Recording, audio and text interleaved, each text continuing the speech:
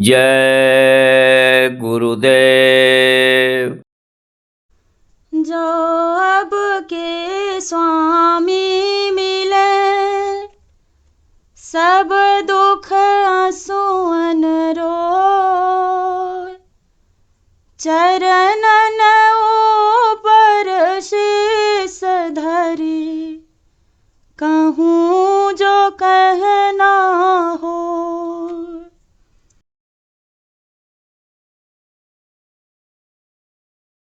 गुरु प्रेम बढ़ाब मन में, सूरत लगी जाए चरणन में। गुरु प्रेम बढ़ाब मन में, सूरत लगी जाए चरणन में।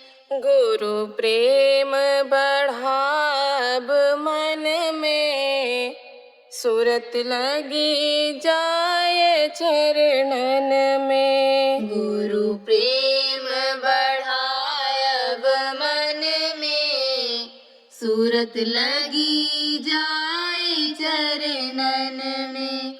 निश दिन रहे यही गुनावन, सेवा कर गुरु रिझावन। निश दिन रहे यही गुनावन, सेवा कर गुरु रिझावन। गुरु मेहर करूं क्या वर्णन, परतीत दई निज चरणन। गुरु मेहर करूं क्या वर्णन, परतीत दई निज चरणन। मोहे जग से न्यारा कीन्हा, निज भेद चरण का दीन्हा। मोहे जग से न्यारा कीन्हा, निज भेद चरण का दीना। मन सूरत रहे लौलीना, गुरु बिन कोई और न चीन्हा। मन सूरत रहे लौलीना, गुरु बिन कोई और न चीन्हा। मेरे सतगुरु परम उदारा, करे दया देव निस्तारा। मेरे सतगुरु परम उदारा, करे दया देव निस्तारा। क्या वारूं गुरु पर आई, तन मन धन तुच्छ दिखाई। क्या वारूं गुरु पर आई, तन मन धन तुच्छ दिखाई। सूरत अंश तुम्हारे प्यारे, अब सर्वस्व हुए तुम्हारे। सूरत अंश तुम्हारे प्यारे, अब सर्वस्व हुए तुम्हारे। जस जानो ले ओ सम्हारी, चरणन में रहूं सदारी। जस जानो ले ओ सम्हारी, चरणन में रहूं सदारी। मेरे दाता दीन दयाला, दर्शन दे करो निहाला। मेरे दाता दीन दयाला, दर्शन दे करो निहाला। सूरत दृष्टि खोलिए प्यारे, निज रूप अनूप निहारे। सूरत दृष्टि खोलिए प्यारे, निज रूप अनूप निहारे। प्रेम रंग बरसाओ भारी, तन मन मेरा भीजे सारी। प्रेम रंग बरसाओ भारी, तन मन मेरा भीजे सारी। दर्शन कर आनंद पाऊं, गुण गाऊं चरण में आऊं। दर्शन कर आनंद पाऊं, गुण गाऊं चरण में आऊं। जय गुरुदेव स्वामी परम दयाला, गुरु चरणों में मोरे आधारा। जय गुरुदेव स्वामी परम दयाला, गुरु चरणों में मोरे आधारा। गुरु महिमा नहीं जात बखानी, बल जाऊं चरण कुर्बानी। गुरु महिमा नहीं जात बखानी, बल जाऊं चरण कुर्बानी। गुरु प्रेम बढ़ाब मन में, सूरत लगी जाए चरणन में। गुरु प्रेम बढ़ाब मन में, सूरत लगी जाए चरणन में। जय गुरुदेव, जय गुरुदेव।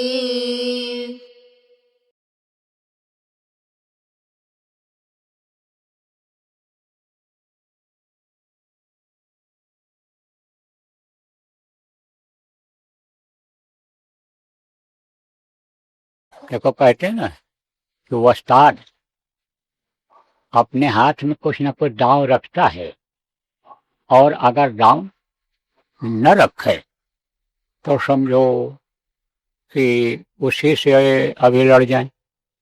और था ना एक पहलवान था, तो चला बनाया, चलाही किया उसकी। चलाही किसको कहते हैं? जो गुर कहें करो तुम सोई, अपने मन से कुछ न करो, जो गुरु कहें वही करते जाओ, तो गुरु खुश हो जाती है। तब उसका चेला जो जो कहते गए कि ऐसे कसरत कर, ऐसे दांव लगा, ऐसे पलट, ऐसे सब सिखाते रहे, सीख गया। कहा गुरुजी सीख गया?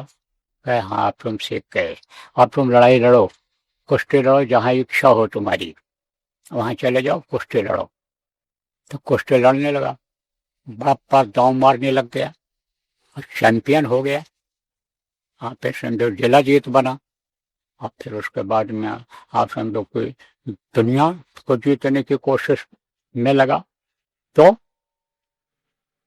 फिर क्या हुआ कि एक दिन बहुत बड़ा आयोजन हुआ। किसका? कुश्ती का। अखाड़े में नामी पहलवान आए दूर दूर से, तो उनके गुरु भी निकले। गुरु दुबले पतले थे और जो है चेला बढ़िया बॉडी बना लिया था। तो अब आप ये समझो कि कहीं ताकत लगती है और कहीं हुनर और दिमाग लगता है।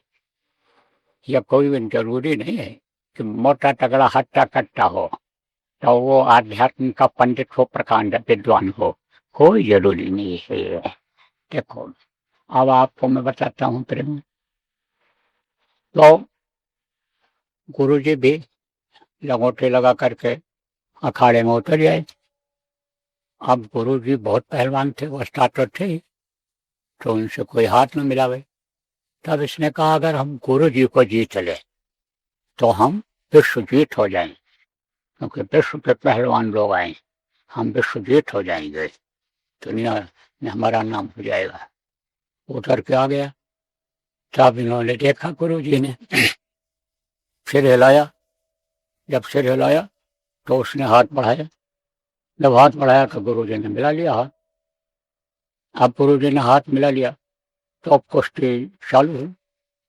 अभी इसने क्या किया कि गुरुजी को उठा लिया।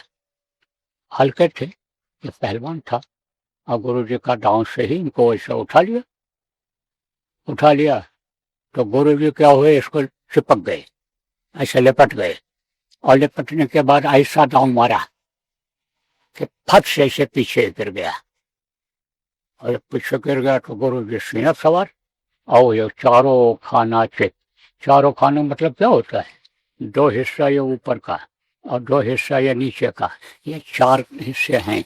ये जमीन में जब लग जाते हैं तब ये एड़ी भी जमीन में लग जाती है और सिर भी जमीन में लग जाता है। आप ये समझो उसको चारों खाना चित कहते हैं। तो ये चारों खाना चित, चारों खाना चित।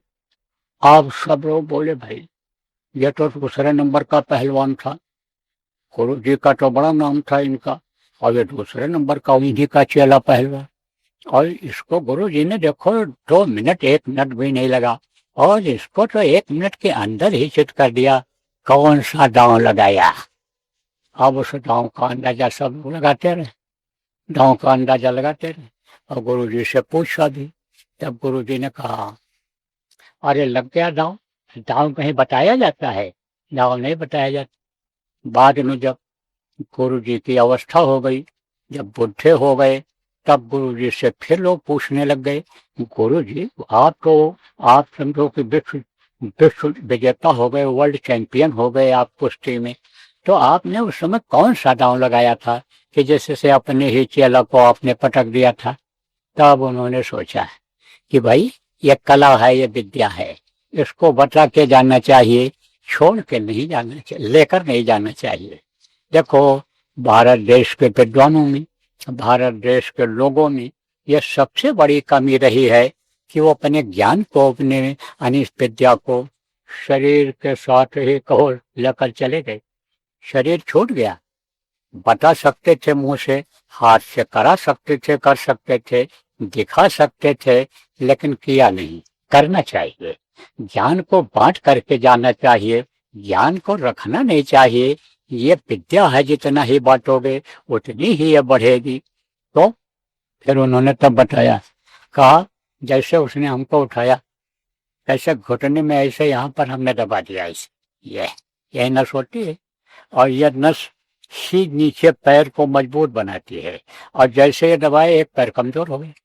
अब एक पैर से कमजोर हुआ, डिसबैलेंस हुआ, तब तक दूसरा भी दबा दिया, सट से गिर गई। ऐसे ही उस्ताद कुछ न कुछ एक दांव अपने बचत के लिए, अपनी प्रतिष्ठा इज्जत बचाने के लिए रखता है। तो दे तो दिया इनको, और दांव भी बता दिया, लेकिन एक दांव ये रखा अपने पास, अपने बेटों को, अपने जीवों को अपने पास बुलाने का। क्योंकि जब ये नीचे आत्माएं उतारी जाने लगी थीं, तब ये घबराई थीं और कहती थीं कि हमको आप अपने से अलग क्यों कर रहे हो, और हम अलग जाएंगे हमको तकलीफ होगी, परेशानी होगी, तो हमको आप ऐसा क्यों कर रहे हो। कि जैसे किसी बेटे को बाप बाहर भेजे, दूसरे देश में कमाने के लिए, पढ़ने के लिए, तरक्की के लिए भेजे, लेकिन उसको घर छोड़ते समय, अपने पेरेंट्स यानी माता पिता परिवार को छोड़ते समय यानी तकलीफ होती है। लेकिन वो ये जानता है कि भाई इसको भेजेंगे तो ठीक रहेगा, अच्छा रहेगा, पढ़ सीख लेगा, ये औरों को ज्ञान देगा, पढ़ाएगा, ये जो है अपना भी काम करेगा, देश समाज का भी काम करेगा। इसी हिसाब से भेज देते हैं। इसी हिसाब से फिर आप ये समझो, इनको जब भेजा इधर को, अगर वो न भेजते इधर तो हम आप यहाँ न होते, ये रचना ही न यहाँ होती और ये सब कुछ न होता, क्योंकि एक समय ऐसा था कि यहाँ कुछ था ही नहीं। तो अब आप समझो प्रेम क्यों उन्होंने ये दांव रखा जीवों को बुलाने का। तो ये क्या किए कि समझो कि और अपने के ऊपर के, आपको बता रहा था कर्मों का विधान कैसे बना, ये अपने के ऊपर के लोग के जो मालिक हैं, जिनको ब्रह्म कहा गया है, यानी समझो कि उनसे प्रार्थना किया, कहा कि आप हमारी मदद करिए कर्मों के विधान को बनाने में, क्योंकि वह भी यानी जीवों को साधना करके जब वहां पहुंचता है तब रोकने की पूरी कोशिश करते हैं, सारी सुख सुविधा उनको दिलाने की जो वहां पर है वो समझाते बताते हैं, करते हैं, अपने गणों को आदमियों को लगा रखा है और उस सुख को छोड़कर आगे लोग जाना नहीं चाहते हैं। तो उन्होंने हर तरह से यानी ये नीचे के जो लोग के हैं ये सब फंसाना ही चाहते हैं कि जीव जाने न पाए, हमारी व्यवस्था न खराब हो जाए। कि जैसे दफ्तर में कई बाबू काम करते हैं, अफसर काम करते हैं, तो जो उसका मालिक होता है उनको जल्दी जाने नहीं देता है। अनुभवी लोगों को कहीं ये प्राइवेट जो चेयरमैन होते हैं, मालिक होते हैं प्राइवेट कंपनियों के, संस्थाओं के, अनुभवी लोगों को जाने देते हैं। कहते हैं जो तुम्हारी इच्छा हो वो सुविधा ले लो, तनख्वाह जो दूसरी जगह तुमको मिल रहा है वो ले लो, लेकिन तुम जाओ मत, आगे मत जाओ, दूसरी जगह मत जाओ, हमारे पास ही रहो। 16-16 साल 18-18 साल से तुम कर रहे हो तो तुम मत जाओ। तो रुक जाता है, नहीं जाता है। इसी तरह से यानी ये सब रोकने की ही कोशिश करते हैं। तो अब आपको बताऊं मैं, तो क्या हुआ कि इन्होंने कहा, किसने कहा, जिनको निरंजन भगवान कहा गया, उन्होंने कहा, किससे कहा, ब्रह्म जिनको कहा गया उनसे कहा कि हमारी मदद करिए नियम कानून बनाने में। तो देखो पूरे विश्व की यह पॉलिसी है कि भाई जिससे सबका हित हो, जिससे हमारा हित हो, वो यानी समझो काम करना चाहिए। तो ऐसी भावना वाले लोग एक साथ हो जाते हैं, तब उनकी भी भावना ये जुड़ गई कि हाँ देखो ये जीव अगर फंस जाएंगे, जब वहीं से यहाँ नहीं आएंगे तो हमको फिर रोकने की जरूरत ही नहीं पड़ेगी, हमारे पास जो व्यवस्था है हम उसी के अंतर्गत काम चला लेंगे, या हम इसी में संतुष्ट हैं, तो वहीं रोक दिया जाए।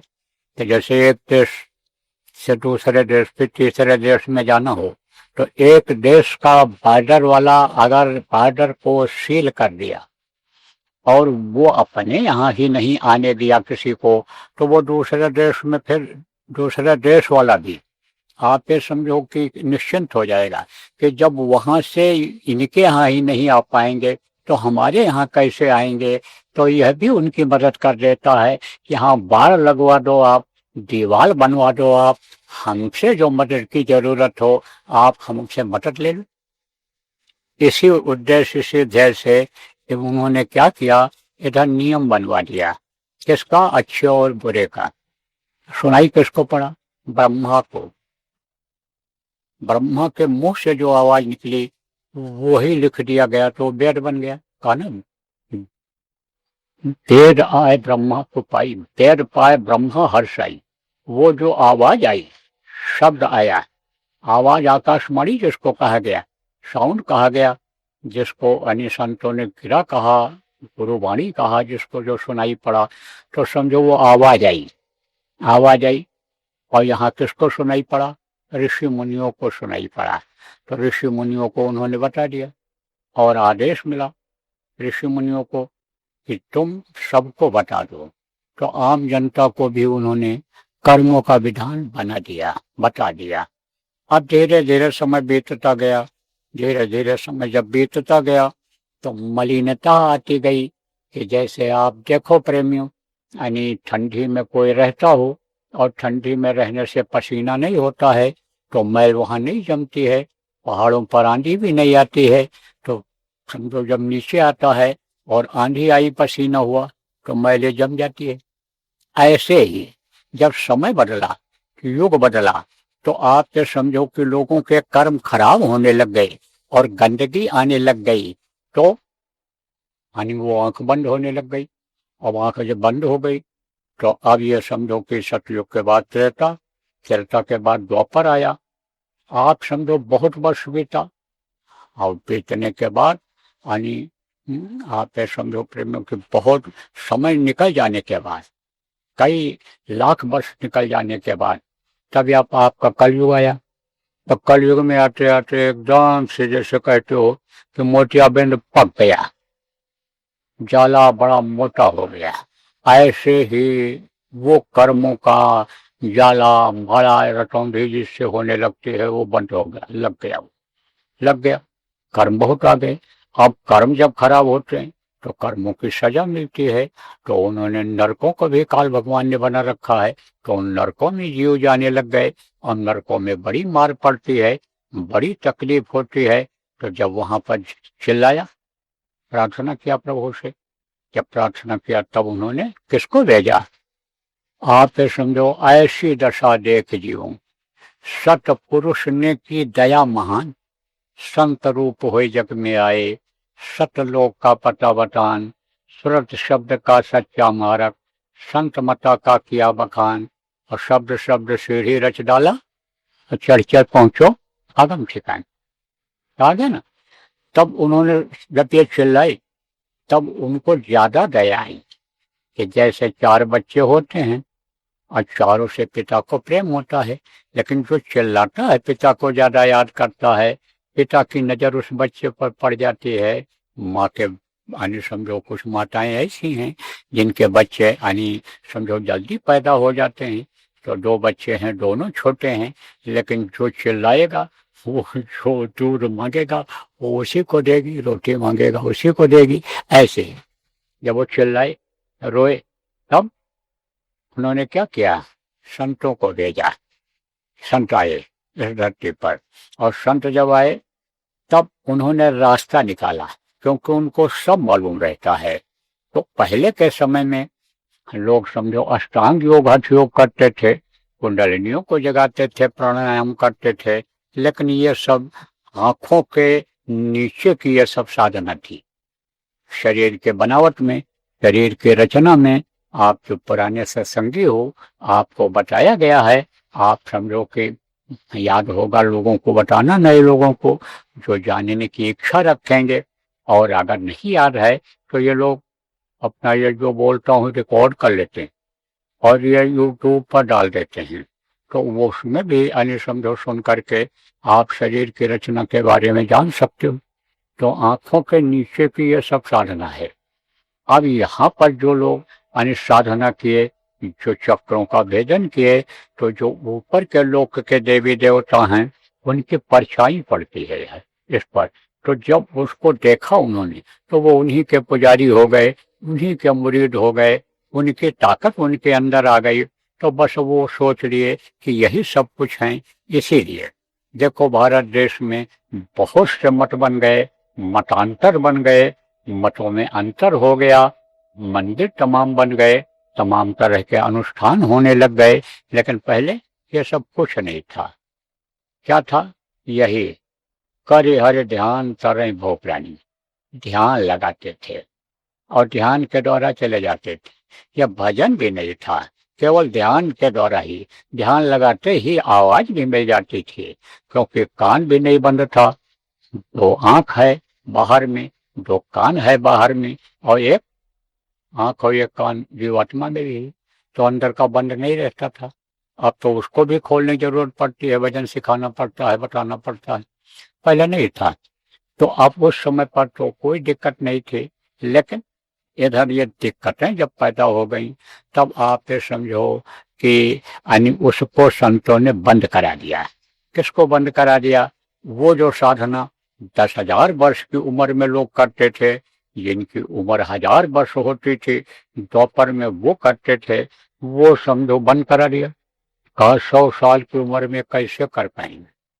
तब उन्होंने आंखों के बीच से जो रास्ता गया हुआ है उसको निकाला, जिसके लिए संतों ने कहा है आँखी मध्य पाखी चमके, पाखी मध्य द्वारा, ते द्वारे दूरबीन लगावे, उतरे बहुजल पारा।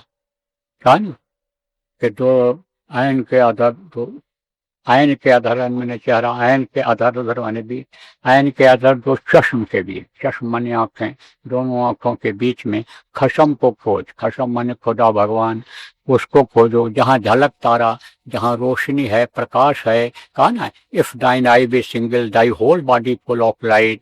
आप समझो यीशु मसीह ने भी कहा, तो वहां पर कहा दृष्टि को टिकाओ, वहीं पर खुदा का सिंहासन है, वहीं पर भगवान का स्थान है। यानी तो ये आंखों की दृष्टि की ये साधना उन्होंने बताई।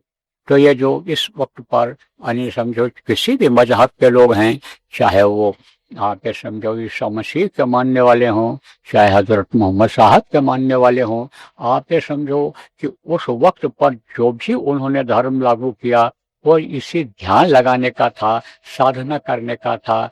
इसीलिए देखो लोग नमाज पढ़ते हैं तो आंख बंद करके एक तरह से ध्यान लगाते हैं, धीरे धीरे बदलाव होता रहता है, धीरे धीरे ये अपने हिसाब से लोग करने लगते हैं। जब महापुरुष हों, चाहे आपके समझो यानी स्पिरिचुअल मास्टर जिनको कहा गया, मुर्शिद कामिल जिनको कहा गया, पीर पैगंबर जिनको कहा गया, साधु महात्मा जिनको कहा गया, संत कहा गया, जब ये चले जाते हैं और इनका जो मत होता है, चाहे महावीर का हो, चाहे बुद्ध का हो, चाहे गौतम का, किसका भी हो, ये जो ऋषि आए, महात्मा आए, तो जब वो सत्ता और वो पावर और वो लोग दूसरों के हाथ में चले आ जाते हैं, तब वो अपने हिसाब से उसको चला देते हैं। तो आप ये समझो मोटी बात कि आंखों के नीचे की ये जो साधना थी वो सब संतों ने खत्म करके आंखों के बीच की साधना आनी शुरू किया। तो अब ये जो आपको साधना बताई गई करने की, साधना का मतलब क्या होता है? साधो। किसको साधो? शरीर को साधो। शरीर को जब बैठो 1 घंटा ध्यान में, 1 घंटा भजन में, तब उठने मत दो और मन को रोको।